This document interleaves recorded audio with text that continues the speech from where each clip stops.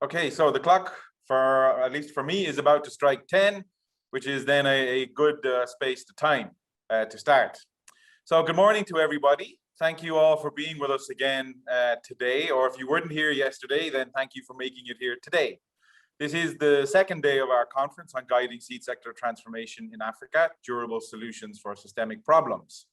Before we start with today's first session, and I hand over to our moderator for that session, Walter de Buff, I'd like to again point you in the audience to the GSST Africa website. On this website, on this homepage, you can find all of the information you need about joining and about the program in general. For today in particular, we have some parallel sessions, and these are hosted in different Zoom links, in different Zoom spaces. So to make things easy, we've put on the homepage the time at which these parallel sessions start and their titles, and you can click these directly and go to those sessions. There is a parallel session happening directly after this first session, and we will also be sharing the links and any information in the chat box. But really, if you have any questions about where to be and when, go to gsstafrica.org and you'll find everything you need there. I also want to remind everybody in the audience to, if you find time either during and listening to a session or between sessions, find a few minutes to go over to the attendee share space. There you find a participant map, so you can plot yourself on the map and find out who's here from your area or a colleague or somebody you might want to catch up with. You can also find different share spaces for videos that either we've put there or that other attendees have put there. And we have dedicated spaces where you might want to leave some reflections or additional questions on the various sessions.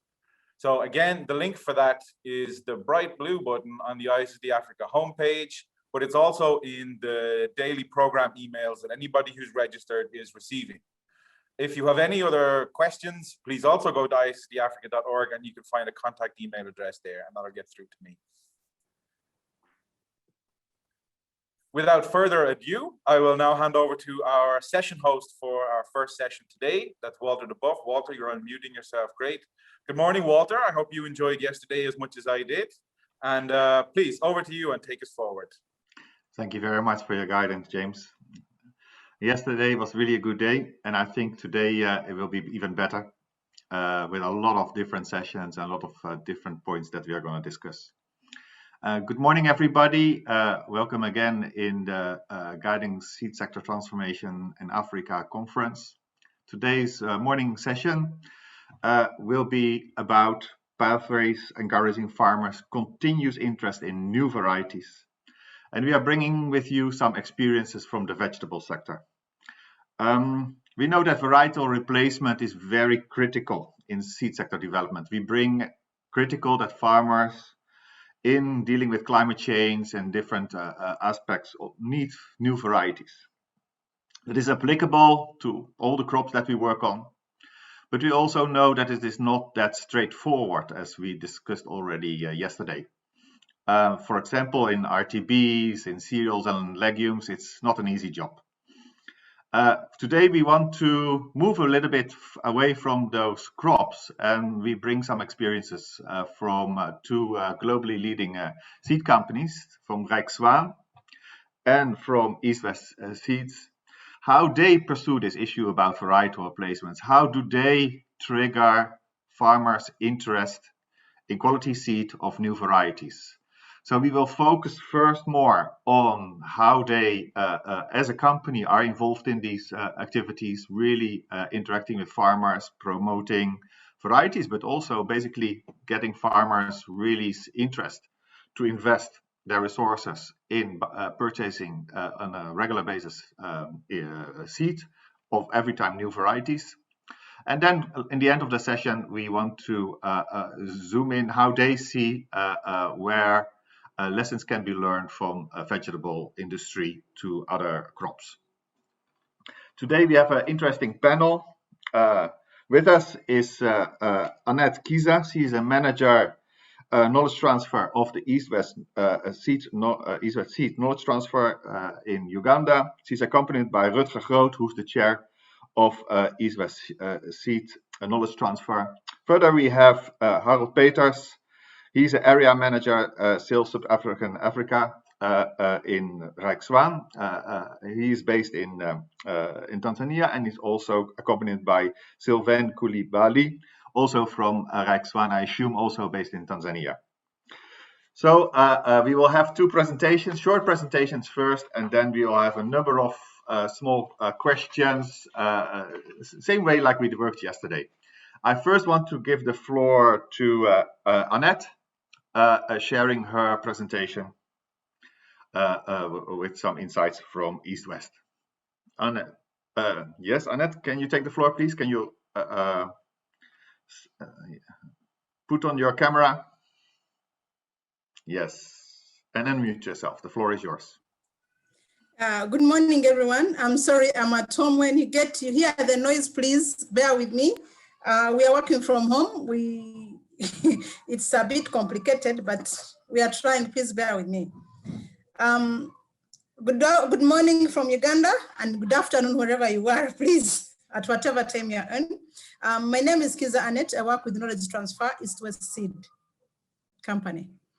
As East West Seed, we have our approach, which our approach that we recognize that farmers are the lead people. We support the farmers, smallholder farmers, to get where they are. And one of the things, the way how we are supporting the farmers is through the knowledge transfer as a foundation. And one of the things that we recognize and under knowledge transfer is that we partner with other people. We are not alone. We have different people we are partnering with. And we recognize their presence, we recognize whatever they are doing, and this has made us what we are. We are not alone in this sector. So there are different players, including agro input dealers, including skilled farmers and other people. So we achieve a common goal. We are all here to achieve a common goal. So what do? We are market driven, and we have what we call as the practical approach. The practical approach is that we believe seeing is believing. So we try with farmers, different varieties. They look at different varieties and we try with them. Like, for example, we had a project which was running under Biodiversity. We partnered with Biodiversity, a project which we have had in central Uganda, actually Western Uganda. We are trying different varieties, but they are blind varieties. So we are farmers were able to tell which varieties they're able to take and which one they're able to uptake. They looked at whatever varieties, we put them on the same testing, we put them the same, we set up trials, but when we set up the trials, so we made sure that they are all under the same treatment, but these are blind. So the farmers were able to choose which varieties after seeing what they had seen. So they were able, at the end of the season, they were able to choose this variety is doing better than this. We also, what you call as tailored to local conditions. We look at the local conditions. For example, we have different varieties in different areas. In Northern Uganda, where majority of activities are, we do a lot of our varieties. This is a dry area. So when we're looking at the varieties we're taking there, are different from the varieties we take in Western Uganda. We also have a long-term approach of helping or building relationship. We are not here for the sake of being in Uganda. We are here for the long term. We have a long-term relationship.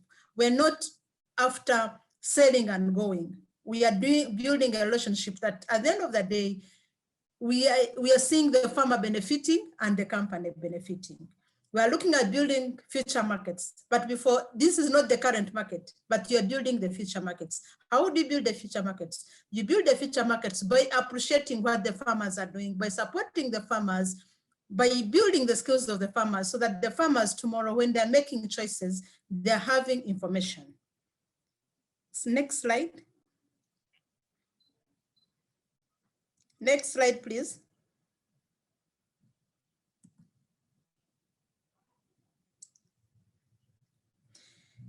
Yes, as we move with the farmers, there are several things that we are able to see.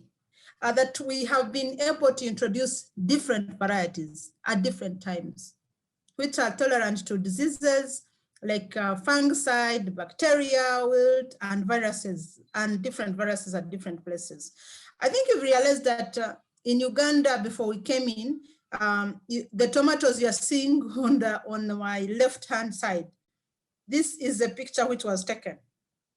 Those are tomatoes. Actually, they reach an extent in Uganda. We had whereby people were looking at the tomatoes which had, they was thinking that tomatoes, there was witchcraft, sorry to say this, but some people thought they were bewitching the gardens, because the gardens, at one moment, it was very okay. The tomatoes would come very well, but reaching in the middle, maybe at fruiting stage, then the tomatoes are attacked by the bacterial wilt. All of us, we know when bacterial wilt comes in. When the bacterial wilt was coming in, people started thinking maybe they are bewitching the garden. But because first of all, they could not tell this is a bacterial wilt.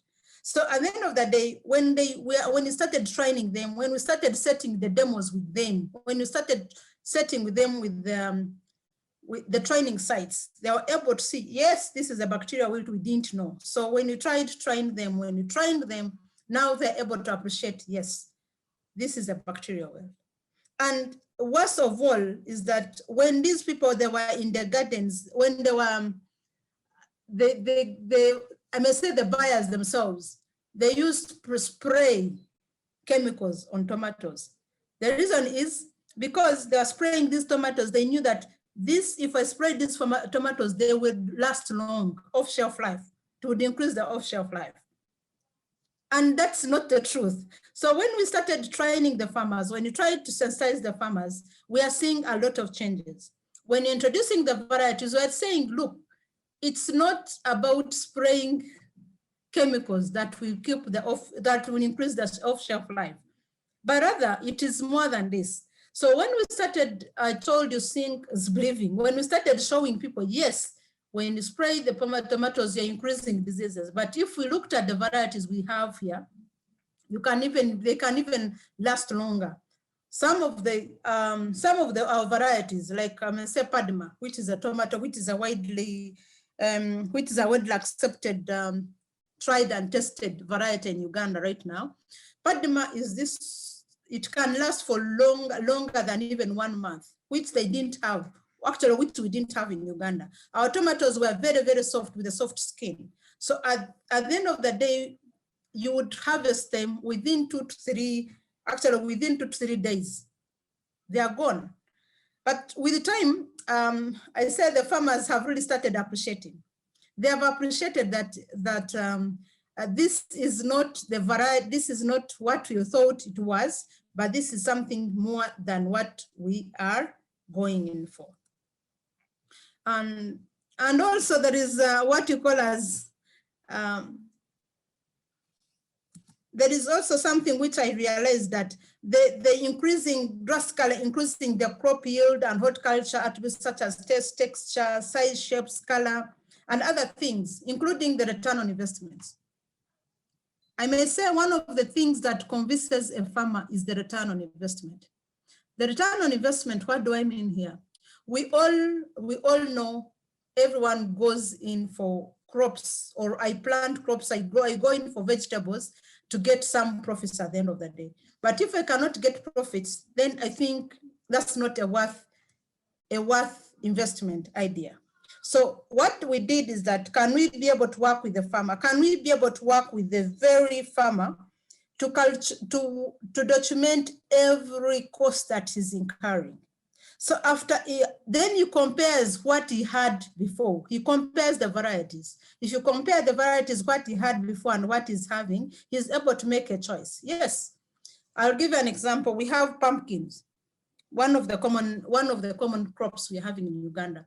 So for example, the local pumpkins, yes, people are used to it, but look, at the time of maturity time, it takes more than 6 months for local pumpkins to be harvested. But look at the hybrid variety. The hybrid variety takes less than even 3 months. So the person looks at that time lag and looks at the yield capacity. How many crops, how many fruits do I get out of one crop? You may find hours, you may not get more than 5. But if you looked at the hybrid, you realize that he's getting more than 10. And he's able now to get more fruits from that very place. Annette, please, can you start to make your closing points, please? Okay. Because we are very strict on the time in this conference. Okay, fine. So as I talk, as we discuss on all those things, please can we go to the next slide? The next slide, please. So you realize that whatever we are discussing here, it's all comes back to one thing, that the way how we position ourselves, the way how the farmers are able to adopt, it is about the way how they believe in what they are able to see. Then the access to varieties to the moment, for example, local varieties, it's very hard for you to get the good quality seeds. Yes, they're there, but the question is that the way how we store our varieties, the way how we manage our varieties, by the time you start planting them, it is going to be different. So these ones are all affecting our the replacement of the varieties in the seed sectors. Okay, sorry to rush you up a little bit in the end, but I'm sure we'll catch up with discussions later. Thank you very much. And I want to give the floor to Harold. I assume that you are going to do the presentation with the experience from Rexone. Go ahead. Yes, thank you. Good morning, everyone. So, yeah, the question is, why is Rexone investing in Africa? As you can see, our mission states, together with our partners, we want to actively contribute to the world's food supply and stimulate vegetable consumption by laying the foundations for a healthy and appealing vegetables. So our mission basically shows that it's in our DNA to practice social entrepreneurship.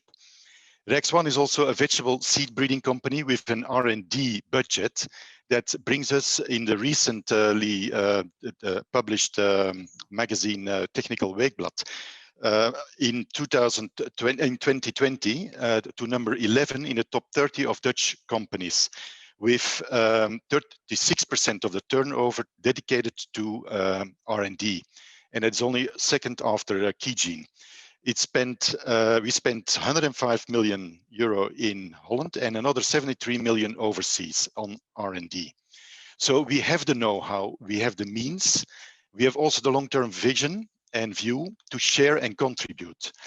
Then there's of course this huge continent, Africa, an awakening giant. It's an emerging market with a big potential. We know the figures. It has right now 1.4 billion people. It's going to double in the next 30 years. That population is going to live half of it in urban areas. And what does it mean actually? I have a spoiler alert for you.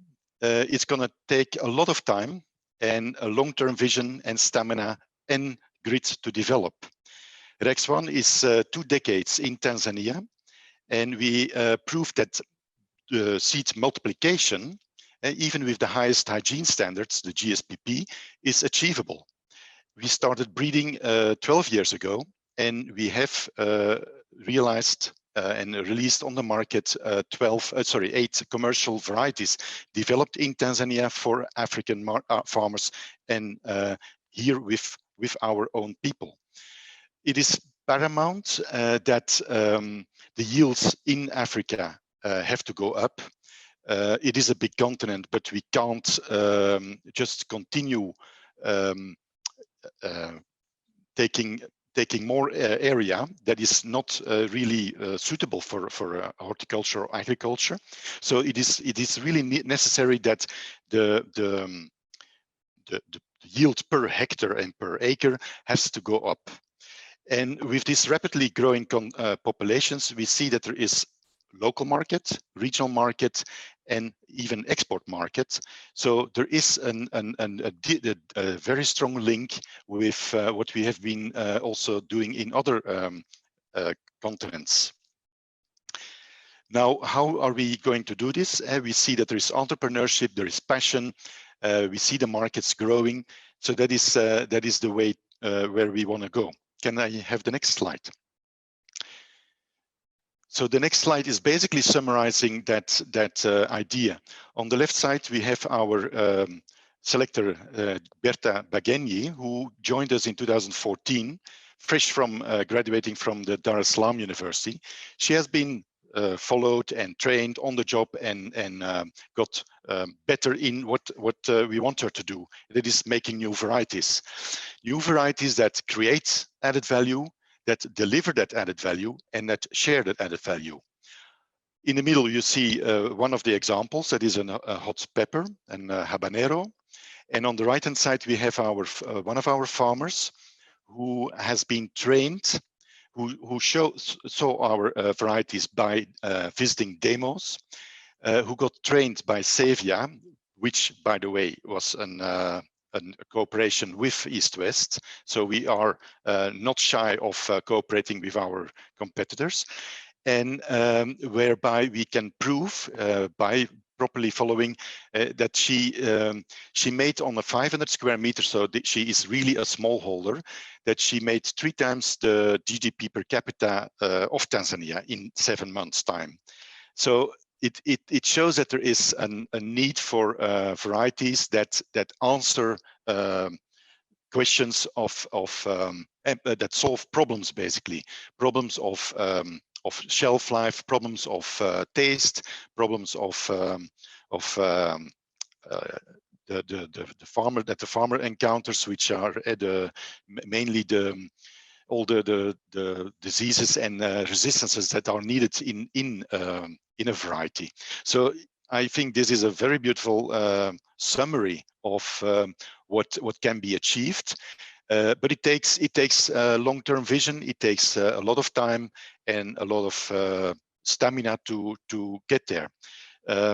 If I can also mention that this lady was trained for a boot camp in Sevia and learned how to drip irrigate her field and even fertigate her field. So it shows that there is a huge need for transferring the knowledge, what also our East West is doing, and then that there is an enormous potential that is going to come and break open.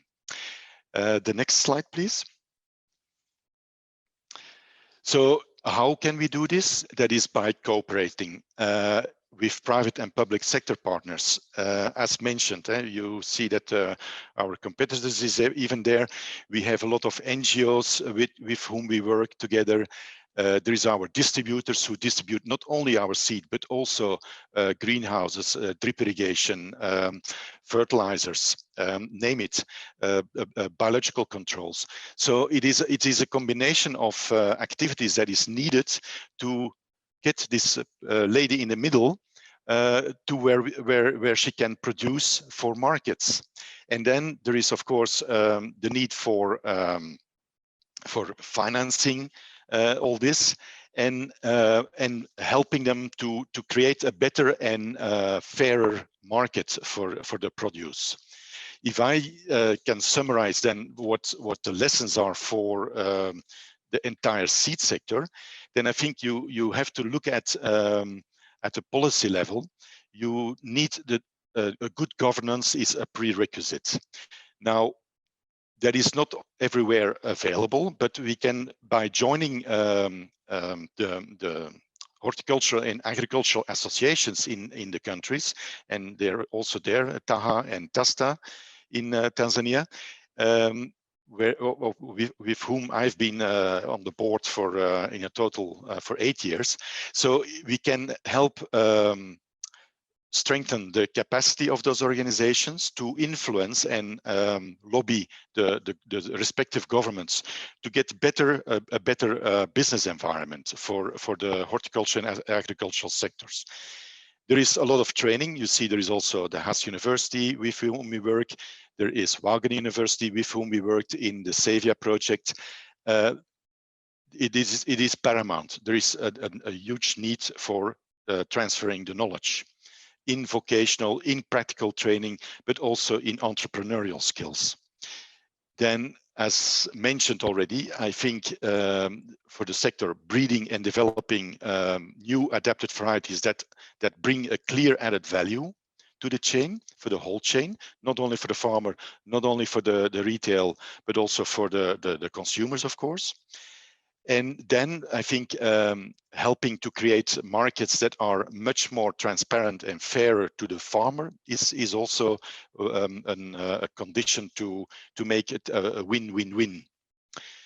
And I think, yeah, that is to summarize, it's cooperate over the competition and over the sectors, and think long term. I think that's about it in short. Thank you very much, Harold. Let's now move a little bit to a number of questions. First, zooming in at your specific industry of vegetable seeds.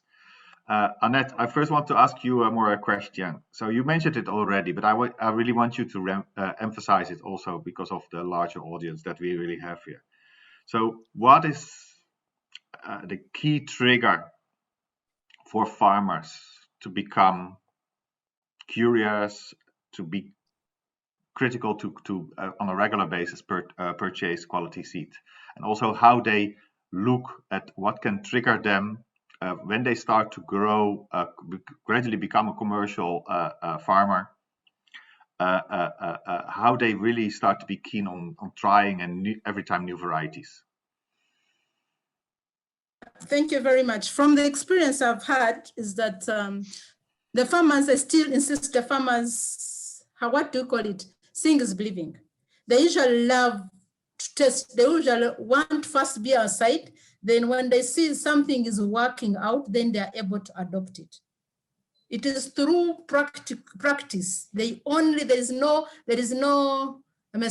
magic here. The magic is simple. You have to set up, try work with them, set up a demo, set up with them. They work with you. They're able to see how the variety is able to perform. Then they're able to go. And one of the key things they're always keen on is return on investment, the performance of the variety. Then they're able to adopt. Mm-hmm. Yeah. So Rutger, I know also from your experience from East-West in Asia, and now gradually you're moving more and more putting also your attention on the African continent. What in like following also what Annette is saying on seeing is believing and promoting the entrepreneurship, what kind of relevant lessons does your company bring also from Asia to Africa in triggering this curiosity, this entrepreneurship among farmers? Thanks, Walter. Well, we indeed have 25 years of experience of training farmers in Southeast and South Asia. So we bring that to Africa, and still everything is different. So we in a certain way, we got to start all over again. But some things are similar, and that's farmers, smaller farmers are risk averse. They are always fairly traditional. They inherit the farm from their father, from their grandfather, and they also inherit the same skills and way of working. And that includes using farmer-safe seeds and the old skills, and it leads to very low yields. And that combined with climate change and increased disease pressure and a growing population, you see a need for improved agricultural production. And these new varieties, they spark innovation, and farmers recognize that. Some farmers are farmer by default, it's a way of life, but many farmers develop into agripreneurs. They really want to make money. Like Annette said, they look at ROI, return on investment, and they're seeing is believing. Mm-hmm. And that story went in Southeast Asia, and that is the same in Africa. If you show a farmer, this is the way you do it with your seeds, this is the way it can be done with better seeds and better skills, they see the difference and they say, hey, I want that too. And they'll go and do it. Mm-hmm. So it is basically the seeing is believing, and also what Annette said, really, once farmers are looking for farming as a business or as a new entrepreneurship, also young farmers, and even if you have a small piece of land, of course, a vegetable production, horticulture is a potential opportunity there. So then from small scale farmers, and then seed companies like yours you are able to basically, with your varieties, with your demos, triggering them to become entrepreneur. And basically, you are playing a kind of catalytic role in that. Then, Sylvain, maybe can you explain a little bit also how you see that Rexone is doing that? Also, do you have some lessons from your company in the kind of how you play a role in promoting that? Because that companies do that themselves is not that logic in that seed sector. Eh? Like in Africa, it's usually extension and others. You Rexone, are also involved in this kind of demos in Africa. That's really part of your business and your strategy of developing your business in Africa. Can you explain a little bit about that? Maybe you can unmute yourself. Thank you. Good morning, everyone. Good morning. Yes, as Howard mentioned earlier, you know, Rexone, we've been in Tanzania since 2002, and the breeding activities, they started actually together with East West. So we share the same philosophy. And that came about realizing that not only demand-driven varieties are needed, quality seed is needed, but most of all, and first and foremost, is the know-how on how to grow vegetables. And that really is a necessity. And through our demo plots, we do accompany the growers, and we do also share, collect data, and build business cases to convince the growers about the value of the material. And really something that brings Rexone to Africa is really that commitment, that interest in developing the whole chain and the partnerships with every stakeholder that are necessary in making the farmers successful in a sustainable way. So I think in our way of working, not only with farmers, but with other partners, and making it a win-win kind of interaction, we are able to build trust and keep the farmers curious about what we are doing, and really being convinced that we want the best for everyone. Yeah, it's basically this relationship between farmers, other entrepreneurs in the vegetable sector, and also your seed company that you start to build up. Rexone, Harold, I know also that, like you mentioned it already, that Rexone in the larger industry is one of the seed companies with one of the highest R&D investment. So you mentioned already. So what? And then there's not only a big investment in R&D. It's also basically for the market in Africa to be really ready for Rexone to really become basically a profit business, and where horticulture is really feeding the cities with high quality vegetables. What does it take for a company really to invest such a long term in areas that often in other crops are covered by governments and other players? Basically, you're moving not only with your R&D, investing in breeding for African vegetables, but you're also moving ahead with investments in promotion. That's way beyond the comfort zone of many of the other seed companies. What does that make for Rexone to make that such an investment? Well, I think it's just a pre-condition to be able to sell our seed, to see that also all the rest is there. I mean, a farmer cannot use our seed if he doesn't understand IPM. He needs to understand, of course, the crop management. He also probably needs drip irrigation. He needs a protected cultivation. So there is a whole surrounding, the whole sector needs to lift off before we also can sell our seed, because it is the basic, but it's also depending on all the other activities, and that is why we need a Wageningen University, we need a Hast and Bos, we need here we cooperate with the universities, with Sokoine, with Nelson Mandela University, and you need a critical mass of better educated government staff, but also NGO staff to be able to transfer that message and to give the right directions for the farmers. But they are very keen. Yeah, we're talking here about Rexone, basically an investment by the company, and with East-West Seed we have knowledge transfer, a foundation making this kind of supporting this kind of development.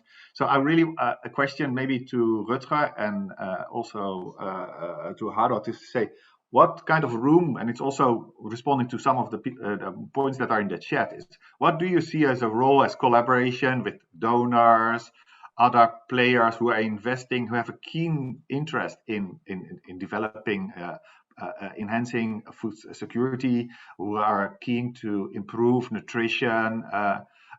Where do you see that this is your own responsibility and where you really need a partnership with donors to accelerate that movement? First to Rutger, then I come back to Harold. Yeah. Well, the question, asking the question is answering it almost. Nobody can do this on their own. Companies can't do it on their own, NGOs can't do it on their own, donors can, governments can. We need to collaborate, and you need to build sometimes unusual partnerships to reach out to these farmers. There's hundreds of millions of small farmers worldwide. There's billions of people who don't get sufficient food. If we want to change that, we have to cooperate, and it means that we have to trust each other, and sometimes a collaboration can seem uncomfortable. A donor giving money to a private company to train farmers sounds unusual. One private company, East-West, cooperating with Rexone, another private company, could seem unusual too, but it worked out great. So we all have to step over these borders and reach out, because otherwise we're never going to change things sustainably. Yeah, we really want to make a change in a daily diet, especially if we talk about vegetables, that is accessible to all households, whether they are rural or urban. That's really, and with the discussion yesterday with food systems, we're not talking only about food security anymore. We're talking about food security and nutrition, and vegetables are very critical in that. You want to add anything to what Rutger was saying, Harold, on this point? Yeah, no, just to confirm, I mean, we are basically making the dough for the cake, and once the cake is made and grows, we can have everyone can have a slice. I mean, it's not that we want to monopolize anything. It's such a huge continent. There's so many people involved, and I think it's also fair that educational part is paid for by public money. It is in say a task of a government, but it needs to be helped. Mm-hmm. Now I want to bring you guys a little bit to a more complicated part of the conversation, and that is basically what can we learn from companies, and let's say a foundation linked to a company, that you go all the way last mile as a company to be involved with farmers. Yeah. If we look for other crops, that's a much more messy place where basically in CGIAR we do the breeding, then NARS, they test the varieties, they continue the breeding, and then there is either African seed companies or there are community-based seed schemes, and then EGS. And then there is extension and there's NGOs training. You do that whole piece, of course, within the partnerships also, like I think you both indicated. But for these food crops, let's take the case. Let's talk about Uganda a little bit with Annette and Rutger first. So if you can, and of course, maize, increasingly there are African seed companies becoming available. They operate in that space.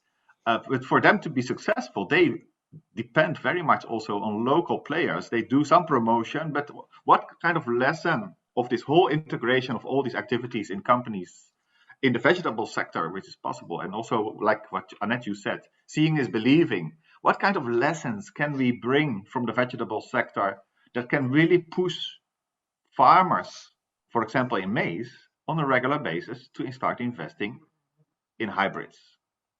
Also, any clues, any reflections? It's not easy, but I think it's a lot of. That's I think an interesting in a broader conference that we have here. Yeah, Rutger? Well, I'll go first, and let you follow up if I missed something. I think a stronghold of the vegetable story is that innovation comes from private sector research, which is better geared towards understanding the needs on the markets. With all due respect to the great scientists at CG, they are far away in labs, and sometimes, often the market connectivity is missing. And we, as a private company, have to listen to the market to be successful. And so we manage that chain probably in a better way. And you're not going to change that all in the maize chain from today to tomorrow, but strengthening the ties, connecting the chain could help. And that means that somebody has to take ownership of that whole chain. Yeah, it's not, it's complicated because we deal with many public and private partners, and there's many pieces along the value chain where everybody needs to have some depending on public and some where there's really private sector interest. Annette, anything you want to share? Let's say. I'm adding. I'm just looking at example of Uganda right now. Actually, our distributor, the person we're dealing with, he's dealing with maize. He has maize, beans. That is Naseko. His mine actually is well known for maize and beans. But brought alongside vegetables, and this one has already boosted his income. So what does it mean? Alongside integrating vegetables alongside the traditional crops, it will always bring better results. You don't need the campaign, don't start growing, cut down the maize, cut down this, no, but integrate vegetables in the existing traditional crop, and you'll see the differences. Yeah, so what is really interesting what you're saying, and I know also many stories from East Africa, and I start to see that also in other places, is where farmers become commercial in horticulture, and basically also the profitability is starting to really boost their productivity in their food crops. Yeah, so I know from some studies from in Kenya where basically a lot of the revenues subsidize or boost the food crop productivity. So looking now at Sylvain and also Harold, this issue about variety replacement. As some of you may know, I worked at the Gates Foundation, and there it was really we invest so much in public research, and these varieties need to find farmers. It's almost, and I think also in the seed sector. This for you it's basically meeting your clients but those who are working more in public spheres with philanthropic or public money, it's also an obsession. We do our best, but it only will work when it becomes available to farmers. So what from your experience in Tanzania, what you really bring to say, okay, and if for example more complicated crop, if we talk about pulses, because then even for private companies, the profitability of getting in the seed business is even less. So you have other players who can come in. So if we call it intermediary, or yesterday we were talking a lot about local seed businesses or community-based schemes. So what kind of lessons can we take from the vegetable sector for those crops which are more complicated even, and still farmers need better variety because pulses also have diseases. Their productivity can be boosted. What kind of lessons can we take from your experience? I would start with the comment that Rutger made earlier, is that it starts with finding solutions, and also how finding solutions to a demand, to a problem. So if a variety has to bring an advantage to the grower, and therefore, the decisions to prioritize a trait or another really has to be done very carefully and with data from the market, because it takes at least 6 years to develop a variety and up to 10 years to get it to commercial. So getting that first step right is very important. And the advancement process of varieties, where they are evaluated the information that is collected to make the right decisions about advancement. Helps basically narrow down also the number of relevant varieties to look at and to test in relevant environments. So the whole, not just variety development, but in terms of creating the hybrids, but also the evaluation process has to be done very, very well to come up in the end with a variety that is going to bring a solution, whether it is to the farmer, whether it is to the aggregator or the retailer or the consumers. And that has to be done very carefully. Harold, do you want to add something to that? Yeah, I think it's also what you have to keep in mind is always the baseline is the economic part. A farmer needs to make a better income from a new variety, and if that is the case, then you have delivered that added value, and then I don't think there is a big problem to convince a farmer. He also knows what is in his pocket. Yeah, so that's a little bit the issue where we are dealing with that, because you also, those farmers who will be investing, who are curious in the seed from companies like yours, are entrepreneurial farmers.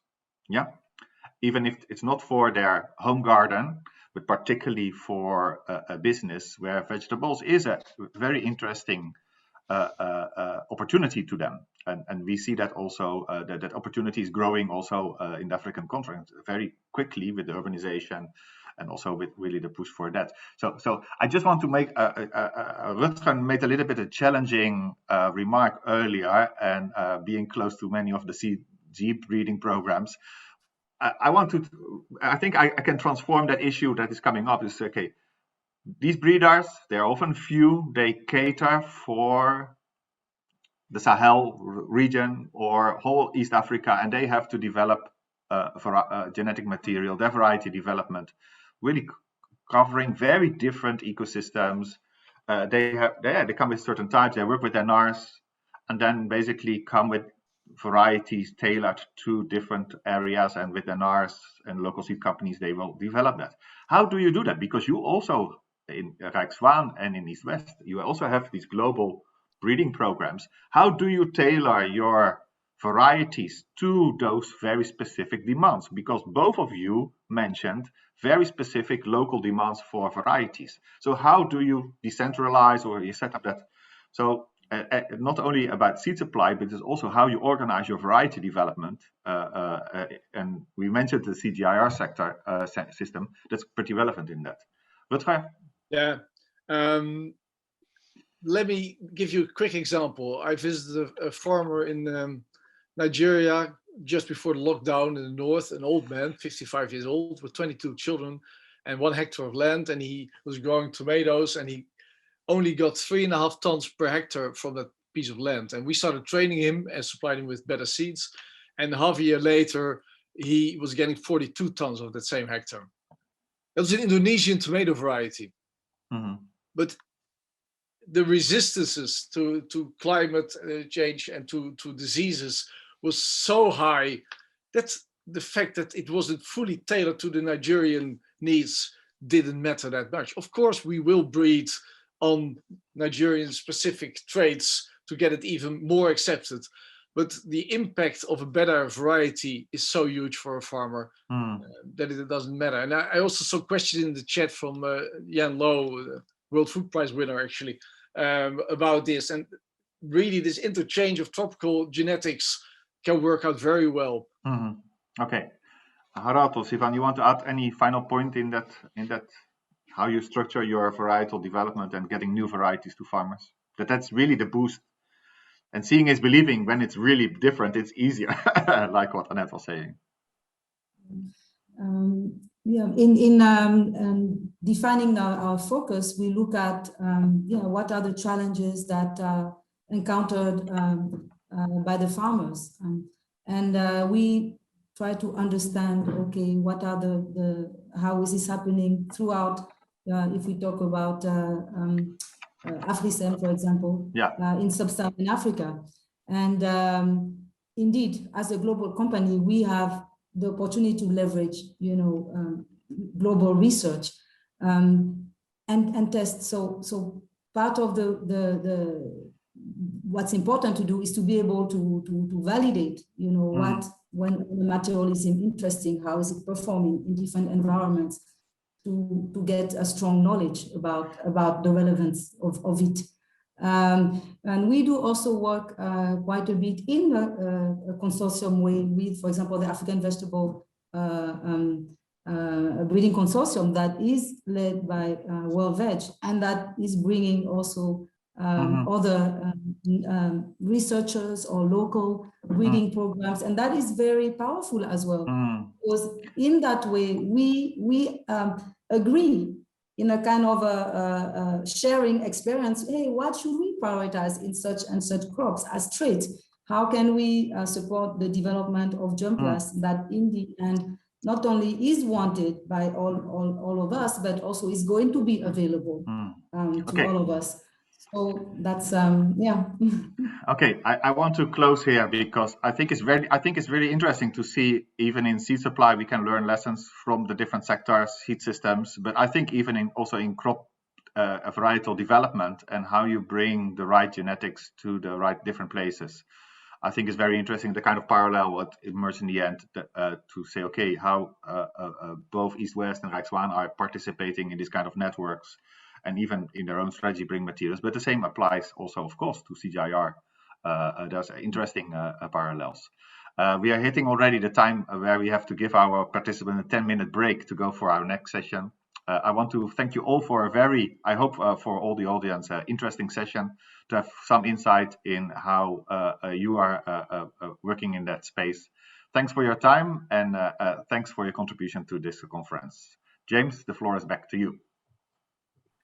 Thank you very much, Walter. And again, to echo your words, thanks to our panelists. It really was a great start to the day. So thanks to all four of you for being here and contributing. To those of you in the audience, indeed, we're just on time. You have about a 10-minute break, but you also have a choice to make. You see here that we have now 2 parallel sessions upcoming. If you stay here, you will be part of a very interesting discussion on The Price is Right, unpacking farmers' perceptions of seed affordability. But if you were to visit the link which you've just placed in the chat, which is putting seed sector transformation at strategy level, experiences from Ghana and Myanmar, you will also attend a very interesting discussion. I don't want to promote one over the other, so I will leave them both and say they're very guaranteed to be very interesting discussions. The choice is yours to make. If you want to do a quick check of the content and speakers on each session, please visit GSSTAfrica.org. You have about maybe 5 to 8 minutes before those sessions really get going. So the choice is yours. In any case, we'll see whoever is here back here in just about 10 minutes. Thanks again.